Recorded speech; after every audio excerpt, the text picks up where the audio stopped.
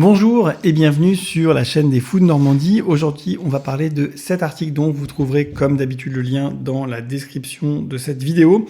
Un article, moi, qui m'a beaucoup intéressé parce qu'il est tout simple et puis il permet d'illustrer quelque chose qui est de l'ordre de l'évidence et du bon sens, mais qu'il est parfois utile, notamment en France, de rappeler.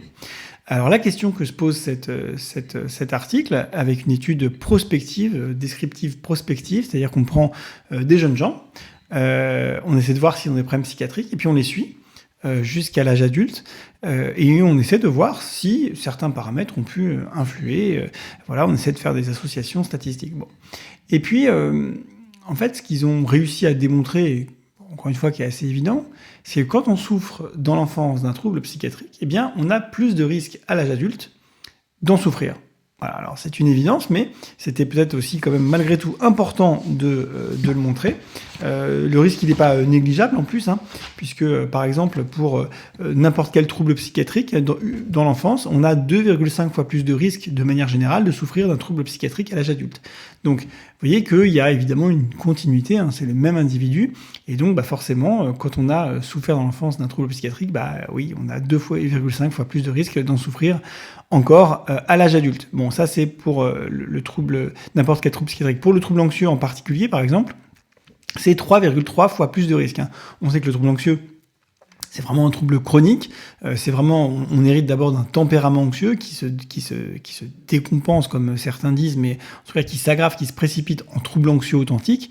Et s'il n'est pas pris en charge correctement, eh bien il n'y a pas trop de raisons, à vrai dire, qu'il s'améliore. Et donc, forcément, on a 3,3 fois plus de risques de souffrir d'un trouble anxieux à l'âge adulte quand on en a souffert dans l'enfance. Bon.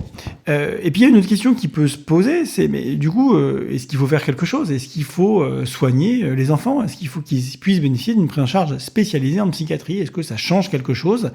Ceux qui ont bénéficié de ce type de prise en charge spécialisée psychiatrique versus ceux qui n'en ont pas bénéficié. Alors, la question peut encore une fois apparaître complètement évidente. Est-ce qu'il est mieux de soigner avec des soins spécialisés ou pas soigner? Oui, vous avez trouvé la réponse. Bravo, vous avez 2 doigts du jote.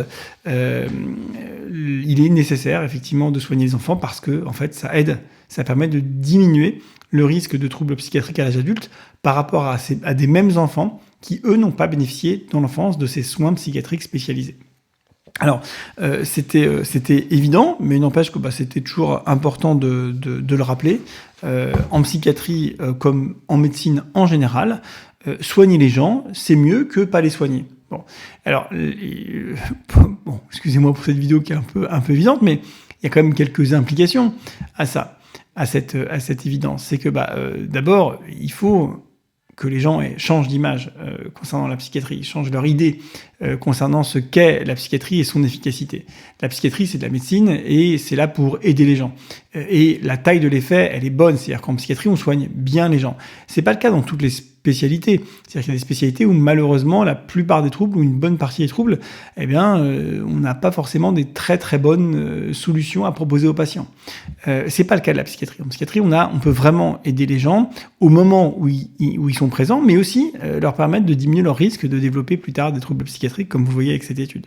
Donc ça, c'est la première chose, changer d'image, changer sa perception de ce qu'est la psychiatrie. Et puis, deuxième chose, peut-être qu'il faudrait que collectivement, on mette plus le paquet sur la détection de ces troubles qui sont faciles à détecter. C'est-à-dire que les diagnostics en psychiatrie, en tout cas les diagnostics classiques les plus fréquents, sont faciles à faire.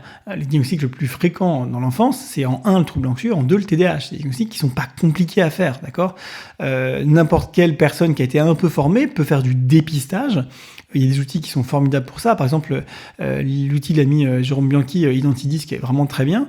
J'ai fait des vidéos à ce sujet, je vous invite à les regarder sur la chaîne. Et puis, il faut que ça soit généralisé. Dépister de manière systématique les troubles psychiatriques, c'est une bonne idée. Pourquoi? Parce que c'est pas rare. C'est un truc très fréquent. Donc c'est pas mettre des moyens incroyables pour dépister un truc qui arrive jamais. C'est bien, mais bon, c'est peut-être pas indispensable. Mettre des moyens faibles, pas compliqués, vraiment de dépistage systématique pour des troubles très fréquents et qui se soignent bien,